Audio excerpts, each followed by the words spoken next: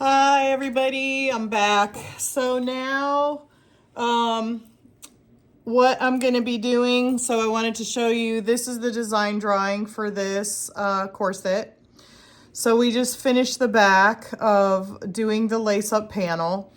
And now what I'm doing is I'm working on laying out the lace for the top layer that I'm going to hand sew on.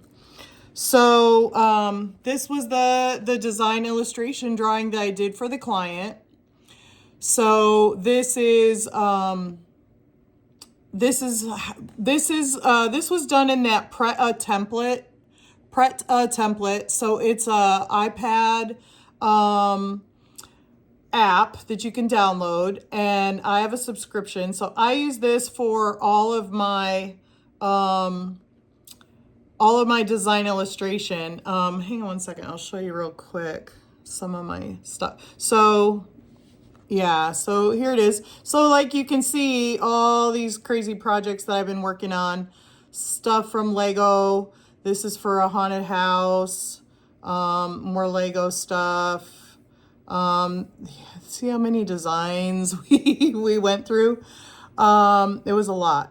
This is for a haunted attraction. One is a circus theme. The other one is the other one I didn't have to do design illustrations for because it's a astronaut theme, NASA.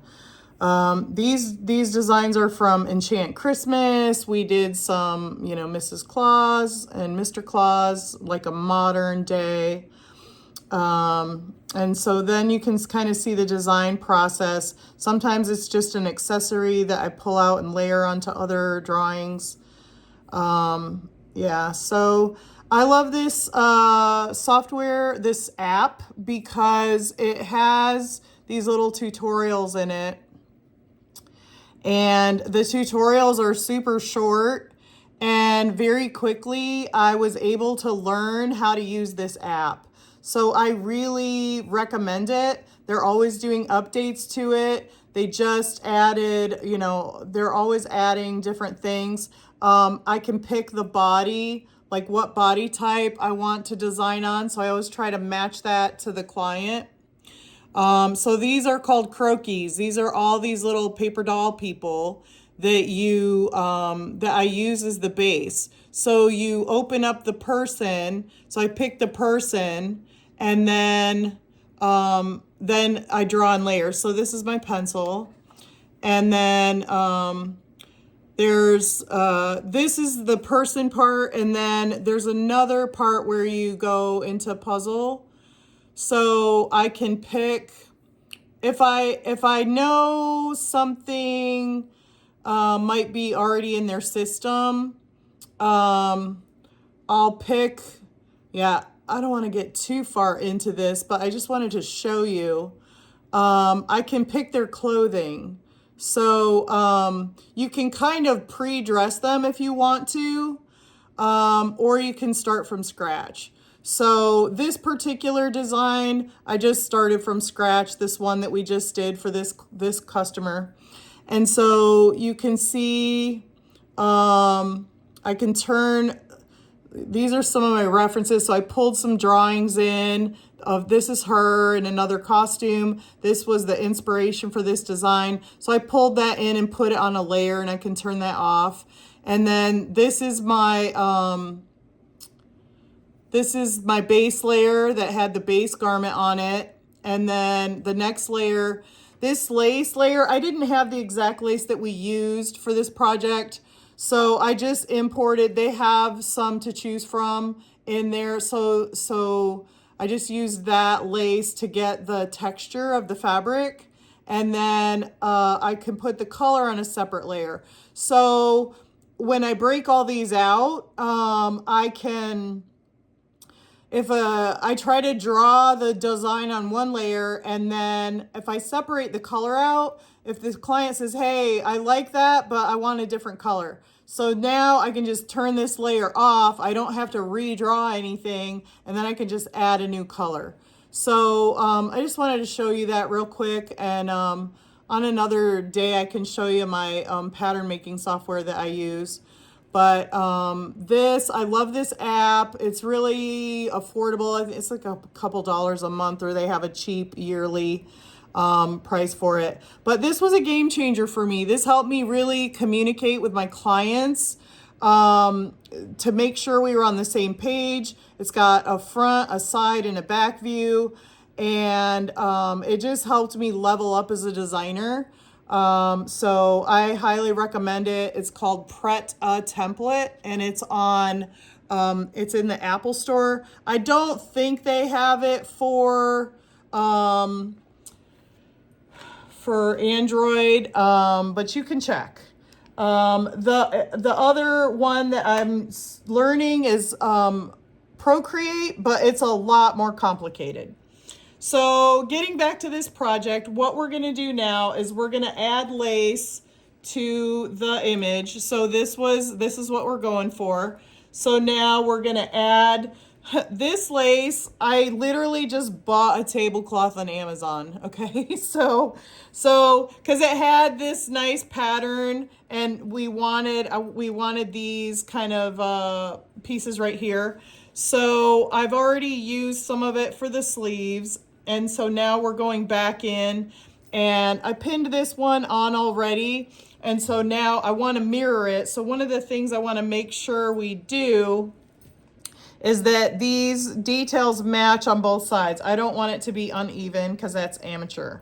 So those are the kind of details that will set your work apart from other people when you have things like that matching and not off. And sometimes that's how you can tell also stuff you buy on Amazon or stuff that ends up at Ross.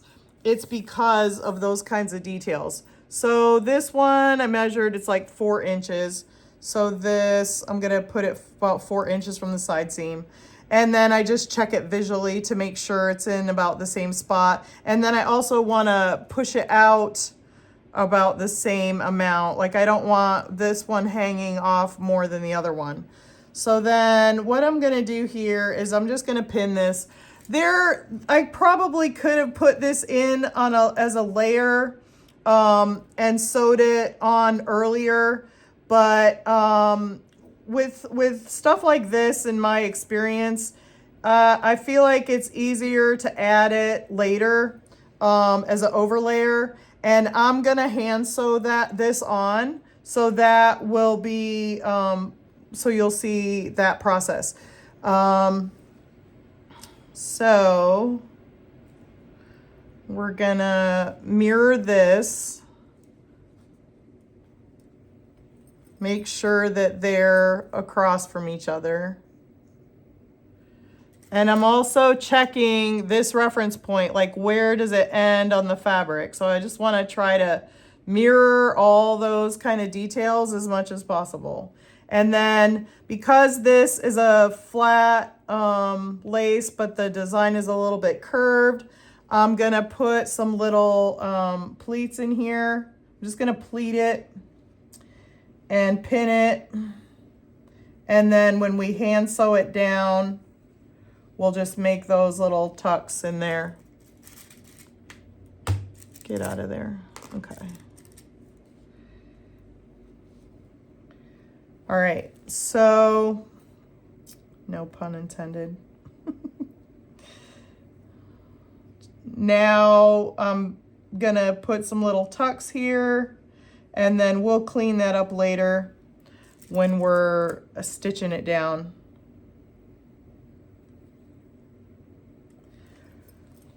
All right, and then we're gonna go up here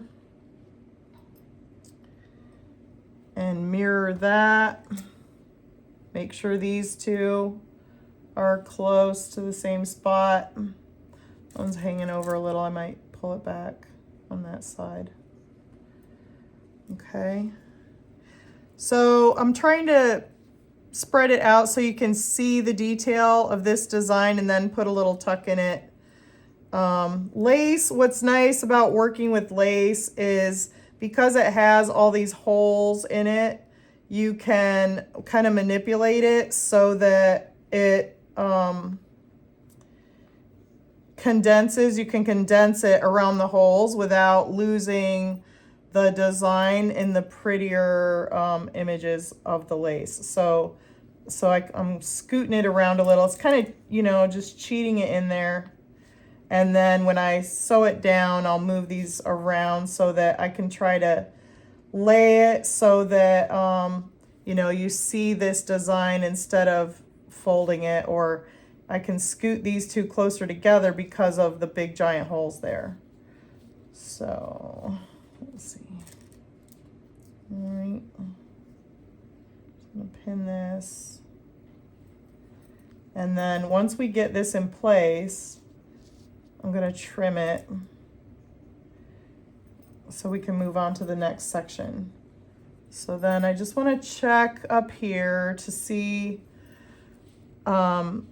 if I'm even, and pretty much nailed it. So I'm gonna trim it right there so that when I stitch this down, it's gonna land on the seam. So now I'm gonna trim this away.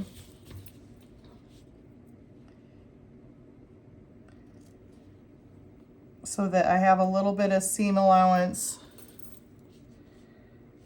Go under the pin. Make sure you don't cut the sleeve underneath. So that's why I have my finger down here, because my finger is holding this layer of lace away from the sleeve that I have underneath. So you learn those things when you cut holes and stuff. And then you got to start all over again.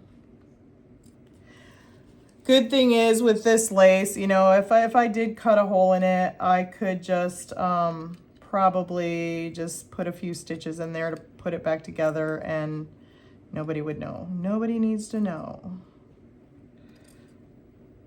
But it happens. You just have to make it look like it didn't happen. Okay, I'm checking my... Get out of there. Okay. Okay, so there's that piece. So we have those for placement. And then I'm gonna keep referencing my original design. So I always want to try to make it look like I drew it, the way I drew it. It's kind of part of the job. I like, this is not a gigantic tablecloth, so I do want to make sure that I'm utilizing this edge of it is, you know, as much of that real estate strategically placed as possible. So I think what I'll do, so this is like a cropped jacket that's attached to the corset.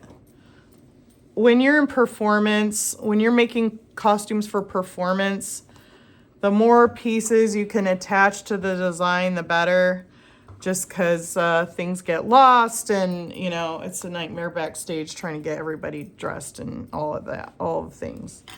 So I have about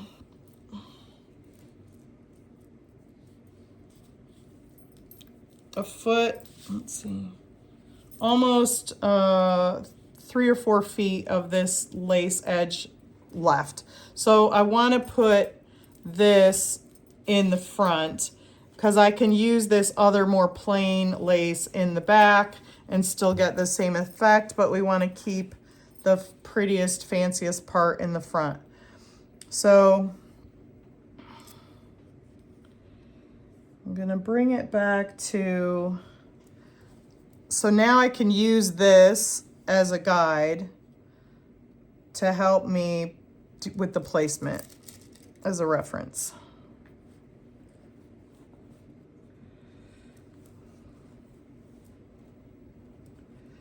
So I think that's really pretty, so I'll put that part there.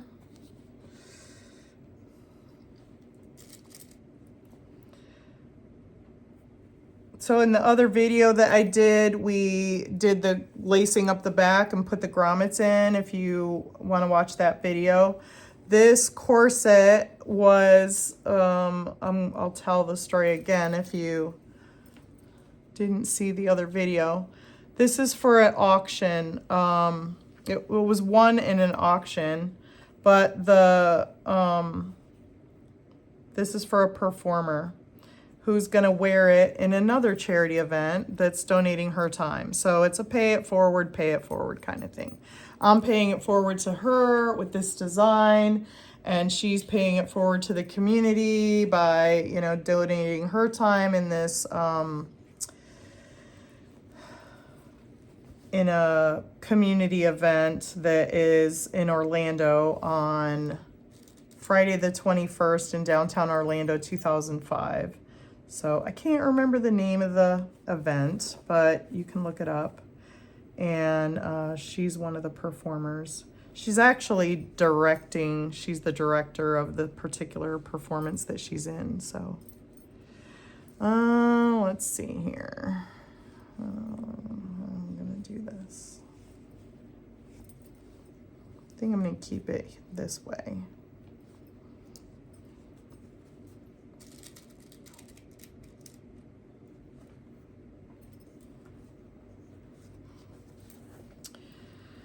So this this corset she bought as an auction item in a charity auction. So like I was saying in my other video, I like to support community events, and even though I'm donating my time and even these materials, I get a lot of materials and fabrics left over from other projects. And so the only thing I had to purchase for this that I didn't already have was the corset busk, this closure, and this tablecloth. I had some other lace that I wanted to use, but I couldn't find it. So I just bought this tablecloth because I really wanted to use this edge, the edge of this design.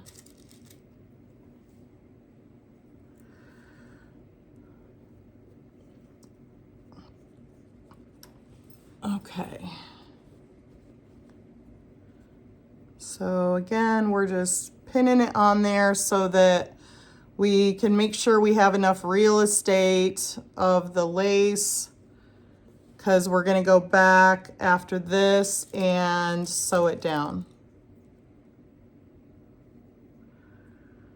And hand sewing, I'm pretty well known for my hand sewing. That's pretty much my jam. That is when I won the Emmy for Shakira's Super Bowl halftime show costumes. The work that I did on those costumes was all hand sewing. I had my sewing machine there, but I never used it. Everything that I was doing on that project was hand beading Swarovski crystals to her costume, her red costume. And then we also had to, the gold jacket, had to take that thing apart and put the whole thing back together. I'll have to do a video about that story. It's pretty interesting. Working with Shakira. Okay, so, all right. And then I'm gonna probably I might add a little more. I can also take a picture of this and send it to her and see how she feels about it. So it's gonna have that there, and then this here on this side. So this side also has that. Question is, do I want to carry it over to the back and keep it one piece? That's probably going to be the easiest thing. That way I won't have any seams. So I'm going to carry this over to the back.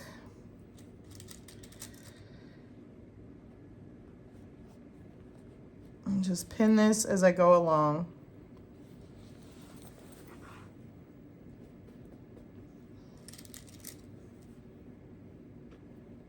I guess I can talk more about working on Shakira's stuff for the Super Bowl. That was probably the craziest week of my life. I was in California for the Grammy Awards. I had 4 looks that were on the Grammy Red Carpet. I personally had tickets to the Grammy Awards. So I was my friend is the president of the Florida chapter of the Recording Academy.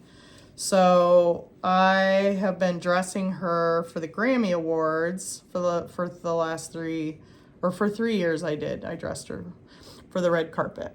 So this was the first year that we went. And so we went out to California, and we went there a few days early because of so now I'm just gonna trim this away. We went a few days early because of the NAMM. So NAMM is the National Association of Music Merchants. So NAMM is a really big music industry trade show. It's kind of like a who's who, mostly rock and roll, but there's a lot of other artists, so it's all the guitar companies, all the drum companies, like pretty much everybody who has musical instruments for sale, cases, equipment, this is like the industry trade show. But there's also a bunch of rock stars and people like that there. So we went because I work in the music industry from a wardrobe perspective. And so some of my clients were there, and it just is a good networking opportunity for me. What's interesting is I was expecting to be going out to California and being a small fish in a really big pond, because California, in my opinion, I felt like, I would just kind of get lost in the sauce over there. But what ended up happening was, I can share some pictures later in this video at the end. Music industry, everybody wears black. So I went there with my bright purple hair, and my friend was there with her bright red hair.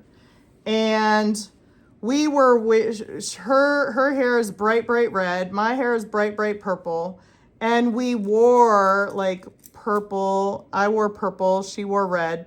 So we stood out in a sea of people wearing black. It was kind of like, I don't know, it was like going to a death metal show. Everybody's wearing black, and then 1 or 2 people you stand out because of how you were dressed.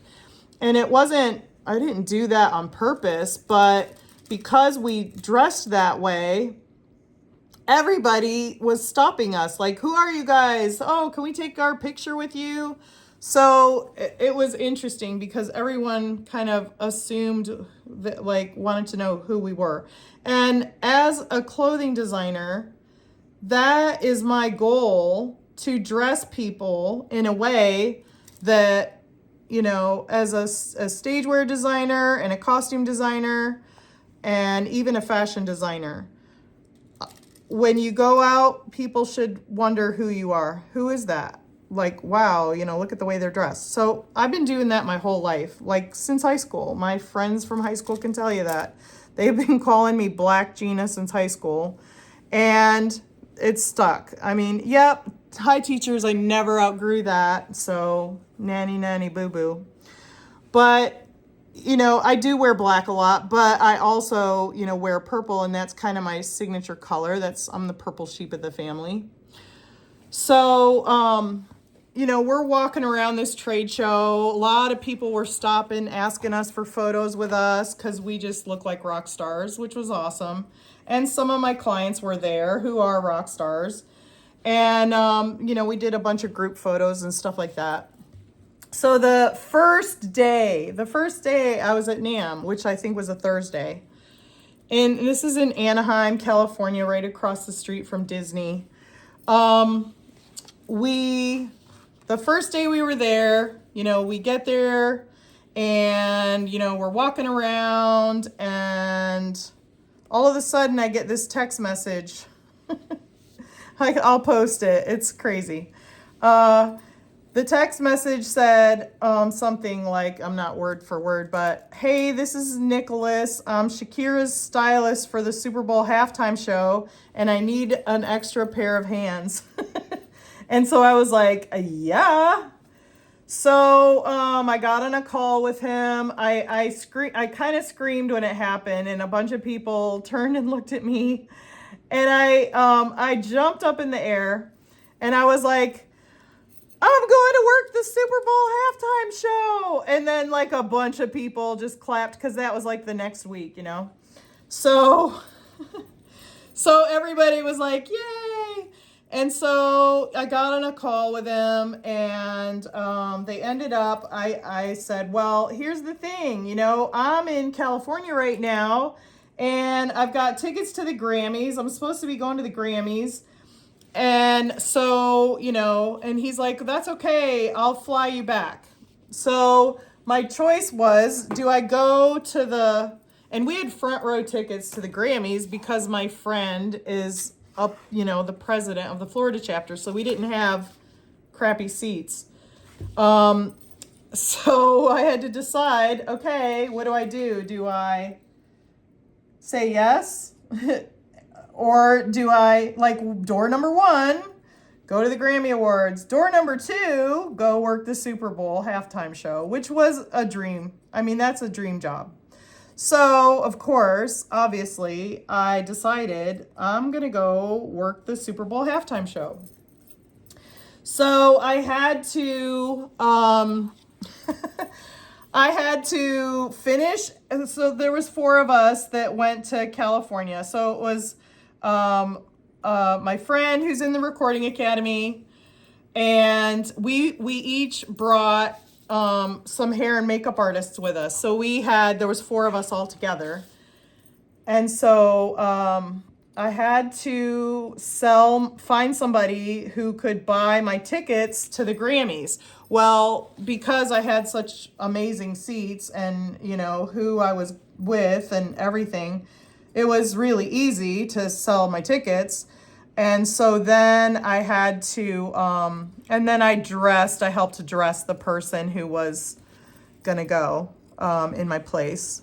But, and so then Shakira's people, they basically flew me back to Florida so I could go work the Super Bowl halftime show.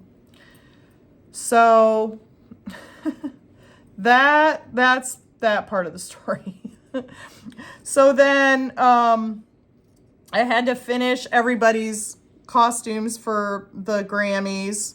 I had like 2 or 3 days to finish all of that because then they were going to they had to fly me back to Florida. I think I flew back on like Sunday.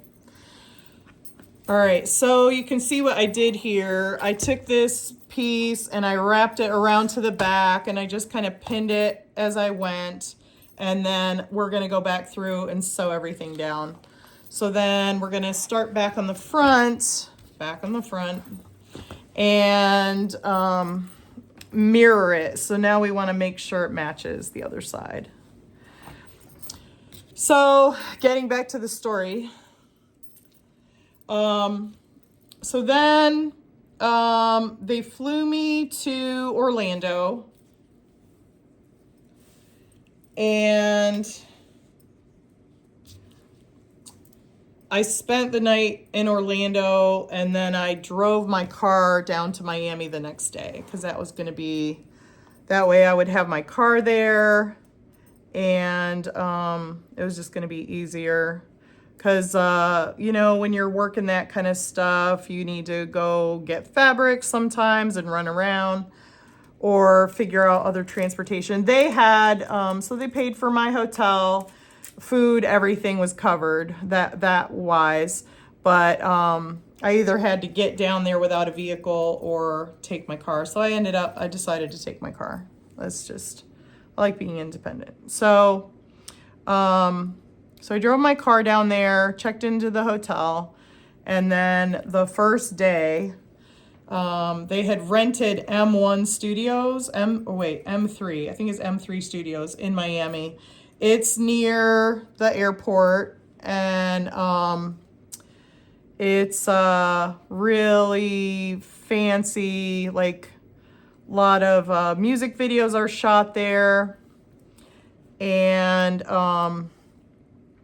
it had a really huge sound stage. It had a couple sound stages, but we were on one of the sound stages because that's where they were doing the dancer rehearsals for the Super Bowl halftime show.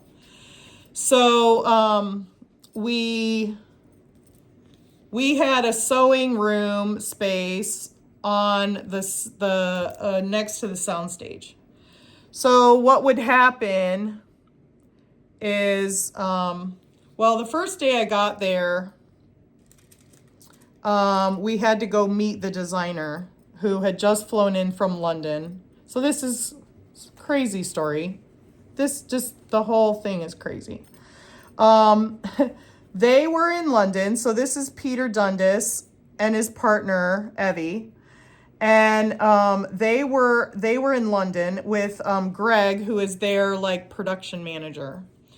And he's also like British fashion school guy, you know, went to probably St. Martin's or whatever that fancy fashion school is in London.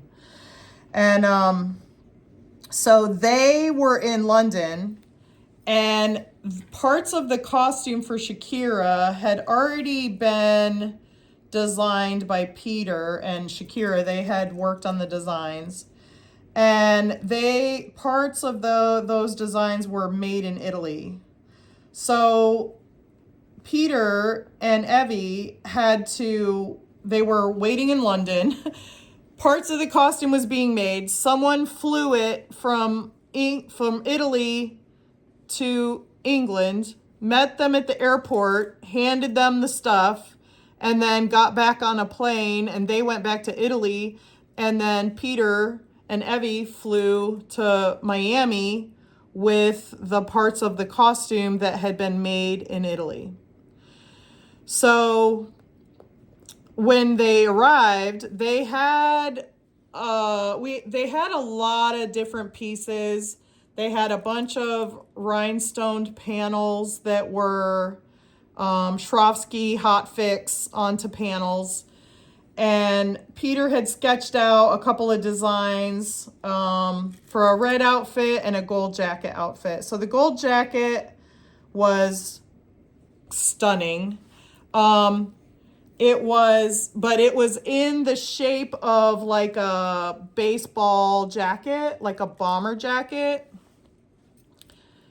So I'm going to check to make sure. So we're mirrored here, and I want to just make sure everything is about the right height and the right angle. I feel like we're looking good here. Okay, so now I'm going to carry on to the next slide. So, so they had this gorgeous, gorgeous sequenced, the fabric of the bomber jacket was sequins, like rows and rows of thick, heavy sequins, metal sequins.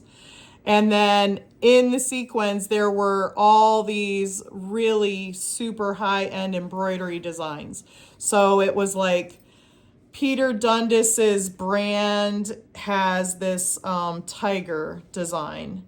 So that was one of the designs down one of the sleeves. And then, or maybe I can't remember. I'll post the photos at the end.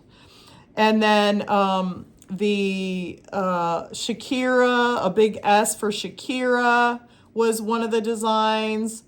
And then they had these gigantic, like probably 2 or 3 carat Swarovski stones that were set every few inches in the rhinestones, in the sequins. And then there were, hang on, let me see what's going on. There were, they were prong set. So that's gonna be a problem later on, and I'll tell you why.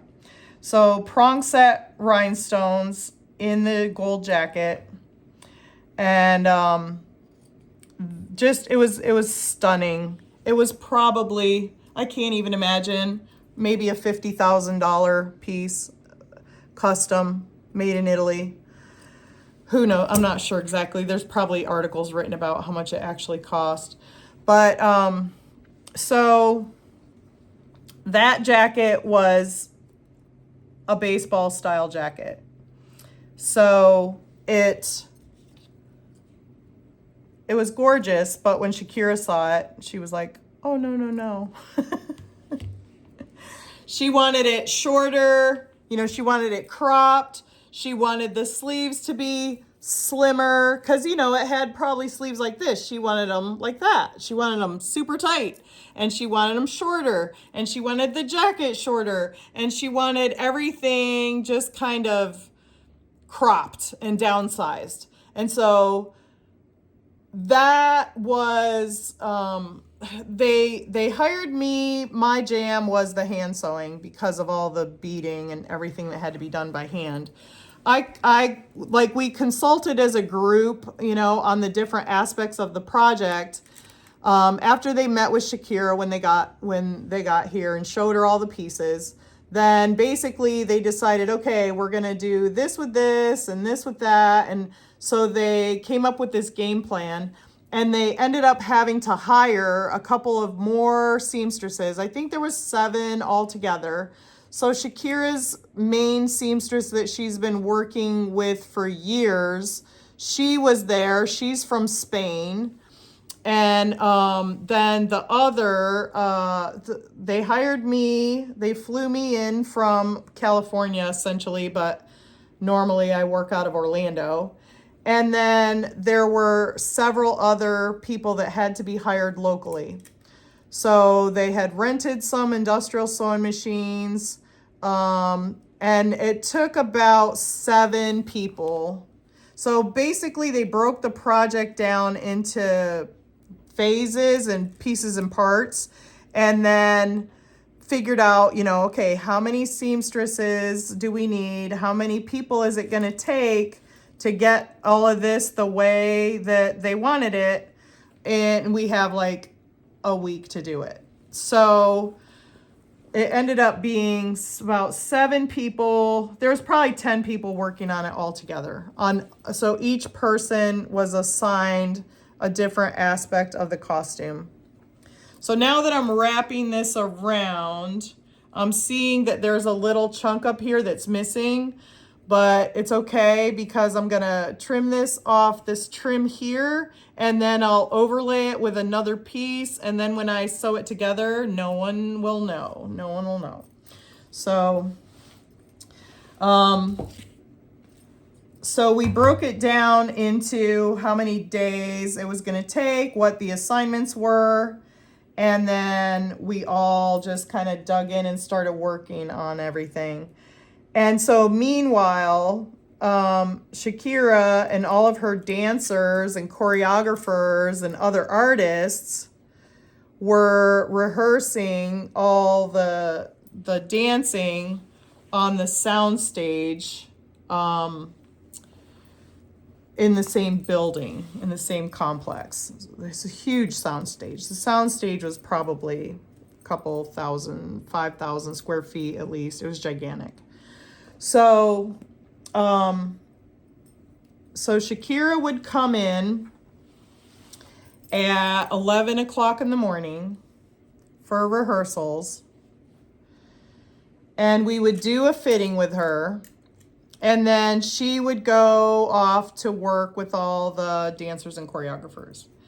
And then we would start working on, you know, so we would start working on all our pieces and parts of the stuff we were doing. And then we wouldn't see her. Sometimes we would get her during the day if she had a break, like around lunchtime or something. And we would try to do, you know, if we had anything she could do a fitting with, we would grab her and try to do it when they were taking lunch or dinner break. But the dancers, Shakira and the dancers, were rehearsing every day until 11 o'clock at night. So that was a pretty intense schedule. Oh, shoot. So I just cut this where I didn't mean to. It's okay. Nobody needs to know. So, so we would get her back at 11 o'clock at night before she would go home for the night. She lived in Miami. She has a house there. And so we were doing our fittings every morning at 11, every night at about 11. And then there was always someone there working on the costume all night long, getting it ready for the fitting the next day. And then the rest of us were just taking shifts. But I was working 18 to 20 hour days. We really just would take a break. You know, I'd try to grab some breakfast at the hotel in the morning. You know, we'd take a break for lunch. We'd take a break for dinner. And then the rest of the time, we were just trying to slam all this stuff out. And it was super intense, like 18, 20-hour days of sewing and overnight shift. So we would kind of take turns who was going to stay at night, or, you know, we would wait, let someone go to the hotel. Between hotels and Airbnbs, Peter was staying in some fancy house, some beautiful house on the island that I can't remember who it belonged to, but it was some famous person's house that, you know, had a house there that we're letting them stay there. And then I was staying, they put me in a fancy hotel with all the rest of the crew that were from out of town, Shakira's crew, band crew, from the other dancers, the other performing artists. The Seamstress from Spain was staying there. And so, you know, day by day, we were just chugging along. And she just slowly pieced everything together. I was working on a lot of the hand sewing on the Swarovski pieces. So the Swarovski pieces were, some of it was heat press, hot fix, and then there was just bags and bags of Swarovski crystals in rim set settings. I actually have some of them. I'll have to show some pictures. But yeah, I'll post some pictures at the end of this. So I had to sew all those on by hand, and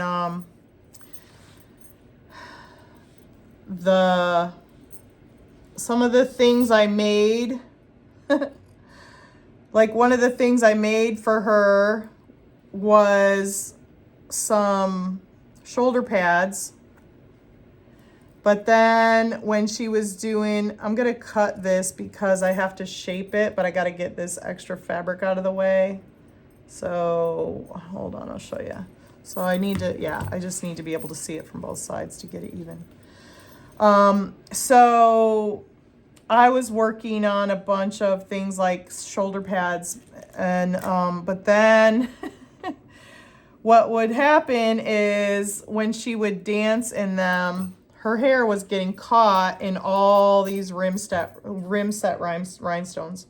So one of the things I ended up having to do was sew French tulle over the rim set rhinestones and the prong set stones, because her hair was getting caught in all of the little prongs. So this whole gold jacket had prong set rhinestones in it. So they asked me to go to this fancy fabric store in Miami called Rex, if you've never been there. Rex Fabrics, it's... They have, let me just say, they have valet parking at Rex. When you go in there, you get a person assigned to you, and they basically stay with you throughout your whole shopping experience. Like, they hand you a glass of wine, they valet park your car, and fabric's $400 a yard and up. You know, it's crazy. So they sent me over there to get this. So now what I'm going to do is try to match.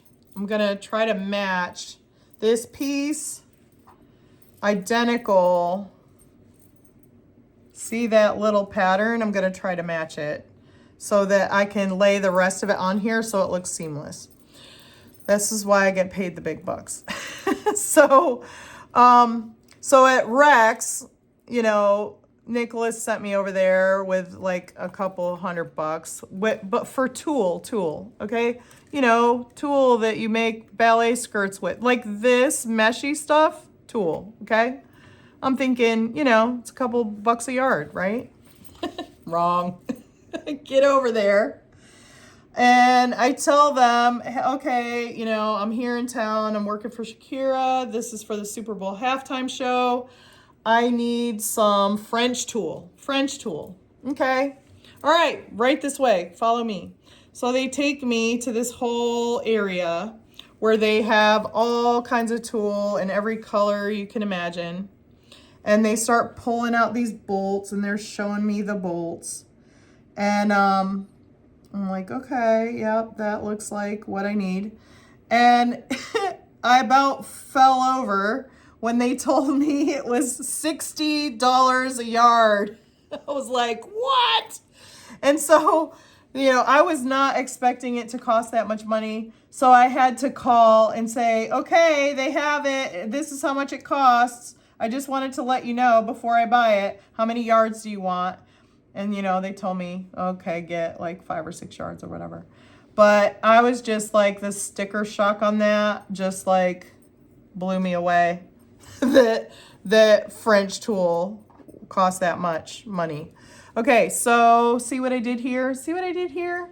I'm matching this up to the pattern so that when I go to stitch this down, it can be seamless, so that there's no break in the design, okay? Because I had to fudge it. So yeah, so I bought the $60 a yard French tulle and went back to the studio, and we had to cover this gorgeous made to order custom in Italy jacket with French tulle over the rhinestones because her hair was getting caught in the rhinestones when she was fluffing her hair around like she does when she dances.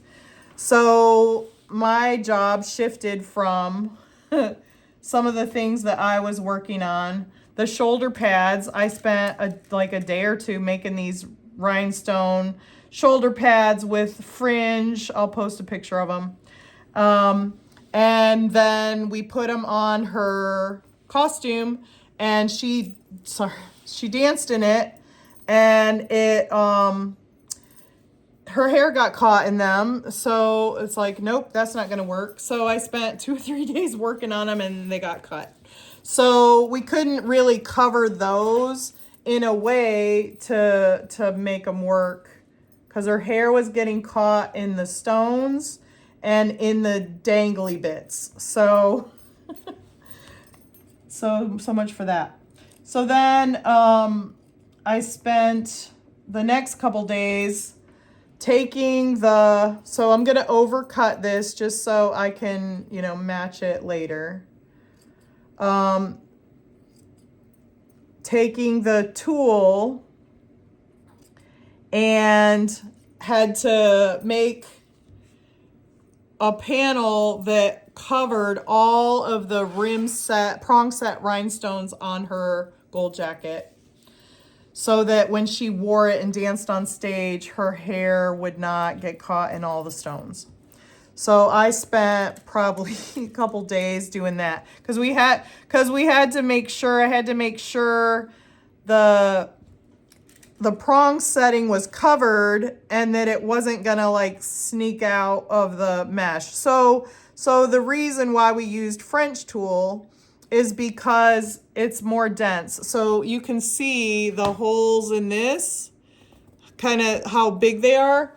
In French tool, they're finer, and the threads of the fabric are finer. So it was still see-through, but it had a protective layer over to cover the prongs so that they wouldn't get stuck in her hair. So I spent like a few days working on that.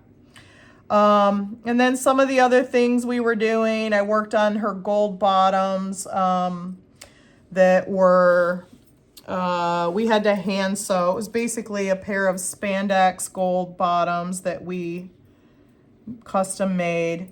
And then we had to sew the trim to it and some more rhinestones to that. Her outfit, her red outfit, consisted of a bunch of different pieces. You can see she mixed and matched it throughout the performance. She would kind of quick change in and out some of the pieces. Okay, so there we are. Everything is placed. So there's the back. Let's take another look at the front and see what we got going on here. So now I just want to check my photo again. Okay, so there's my photo. So the only thing that's really missing is there's a little bit right here that angles in, and then there's a little bit covering the bra cups. So I'm gonna look and see. We'll just take inventory here and see what we have left to do those bits. Otherwise, like if I can't make it work, I'll just send the client a picture and just say, okay, how's this? You know, it's a little different than the photo, but I just wanted to, I'll show her this for a photo approval before I start sewing it down. So I'm thinking I would like to put a little one of these. So there's two of these little pointy bits. So I think what I want to try to do, and so I want to show you. So these are the same. I have two of these and one of these. So I don't want to, I want things to be symmetrical. And there's one other little bit that I have left on the other end. Let me see. So I have this little bit. So maybe we can use these pieces, these two pieces on the breast area. So I might just chop this off of here just to make it easier to work with. Sorry. Okay. All right.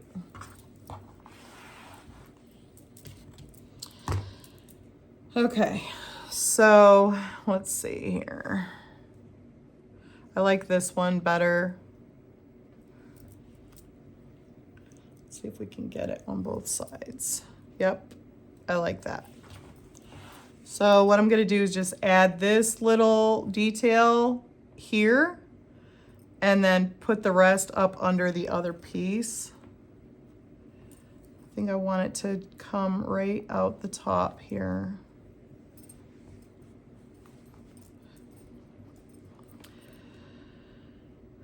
So sorry, I keep saying so, S-E-W. It was pretty intense working the Super Bowl. Probably the most intense scramble I've ever, the most intense project. And then if that wasn't crazy enough, in the middle of the week when we were slamming everything together for Shakira, I get a phone call from Lady Gaga's people who've hired me before. So Lady Gaga was doing the Super Saturday Night, which is a pre-Super Bowl party in Miami, and they called to ask me if I was available to work wardrobe for her. So I asked my people that I was working on this Shakira, you know, I'm like, hey, so I just got a call from Lady Gaga's people, and they want to know if I can work for her on Saturday. So this was on about Wednesday. The Super Bowl was on Sunday. And we had a few more days to go. But at that point, it was kind of funny because they were like, well, we don't really want you to have to turn that down, you know? Like, that's pretty sweet that they're calling you to work for her. So he said, yeah, I think, you know, you can be done by, you know, Wednesday or Friday. We'll just keep you till Friday, and then you can go work for her on Saturday.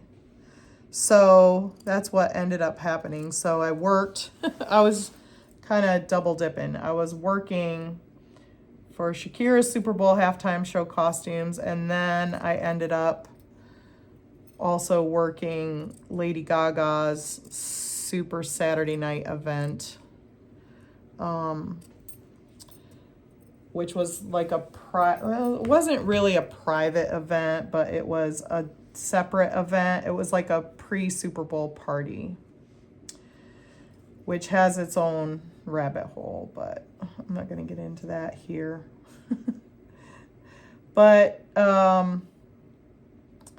yeah, so I ended up finishing up with her costumes on Friday and then going to work for Lady Gaga on Saturday. So this kind of transitions into that, and it matches up really well, so I'm happy with the way that fits in there. So I basically had tickets to the Grammys that I sold to go work the Super Bowl halftime show, which ended up getting 4 Emmy nominations and 1 Emmy Award win.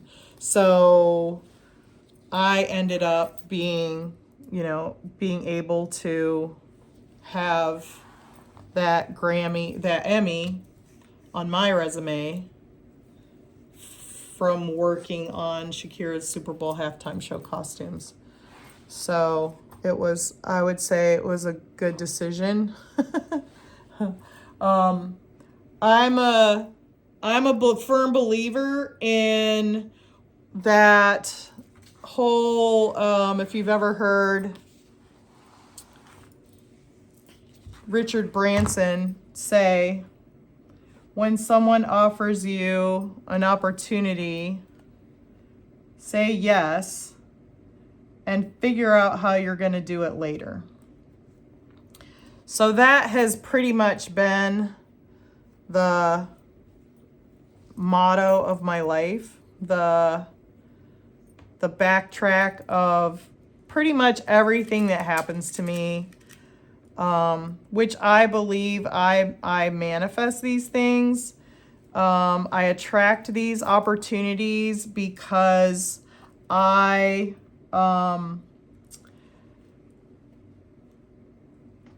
want these experiences. I like having challenges. I like things that are new and interesting and challenging and fun. Fun is like one of my biggest requirements. It's got to be fun. And I like having interesting projects that are challenging, that are, very exciting. And then I just figure it out, whatever it takes.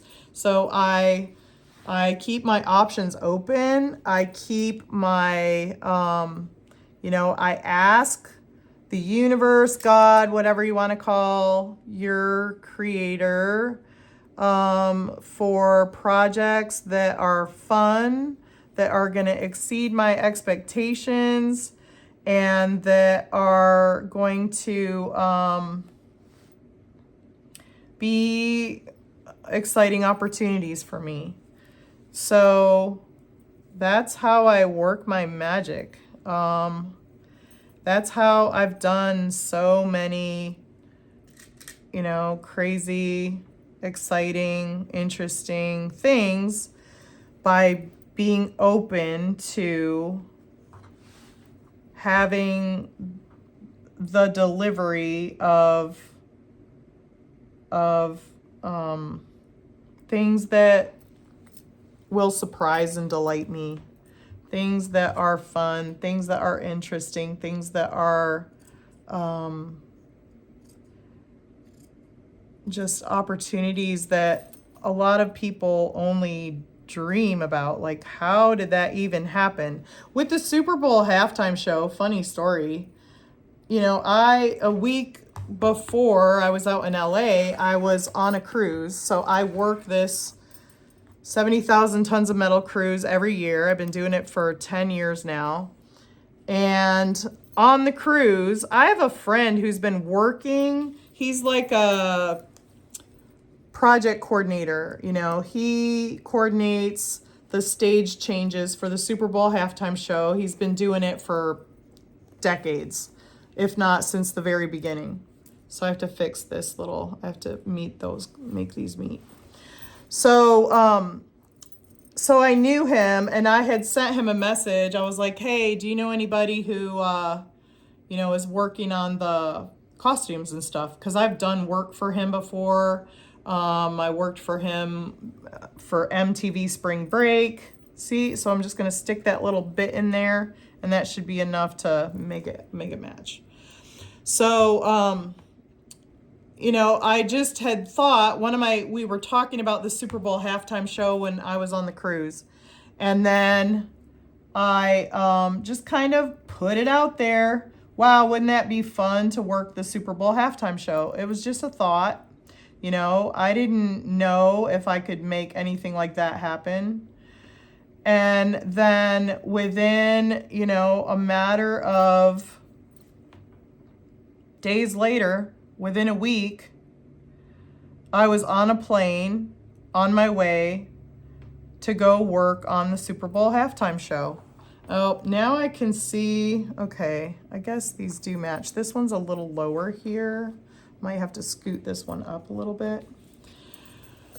But that's how it works. Like, that's how sometimes it's just a thought. Sometimes it's, wouldn't that be fun to do that? And then boom, there it shows up. So I just see things. Oh, that would be fun. Oh, wouldn't that be interesting? And then the next thing I know, I'm on a plane to go work the Super Bowl halftime show. And that's just how, people ask me all the time, how? Well, most of the biggest projects I've gotten aren't because people found my website, aren't because people read my blog. It's because they knew people who have worked with me, who had my number in their phone because I did a good job, and because, you know, when you work with all these celebrities, it's kind of a niche environment.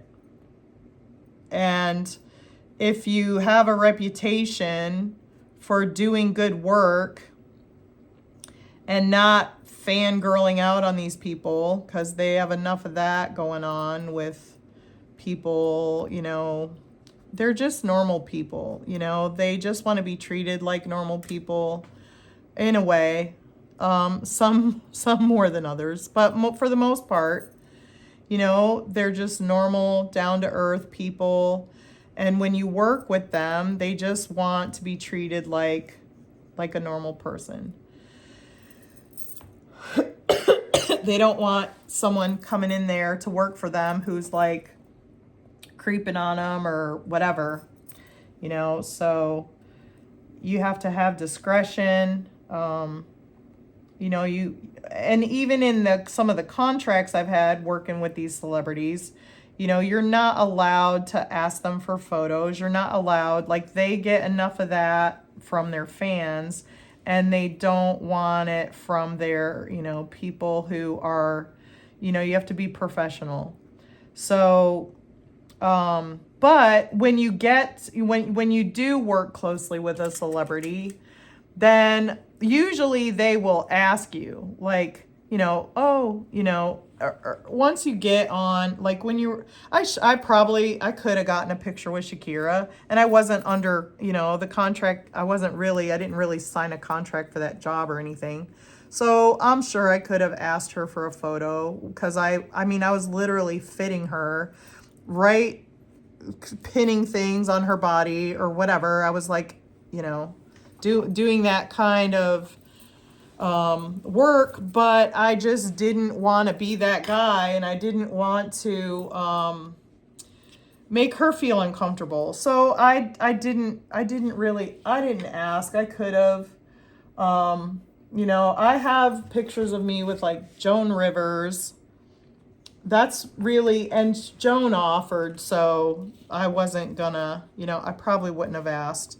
And my boss probably would have shot me if she if she knew that I didn't ask. But so yeah, so here we go. And then I feel like we've got everything pretty symmetrical, front and back. And then the next part is going to be to start stitching this down. All right, let me get it in the shot all the way. Here's the front and here's the back. All right, so the next step is we're going to start sewing.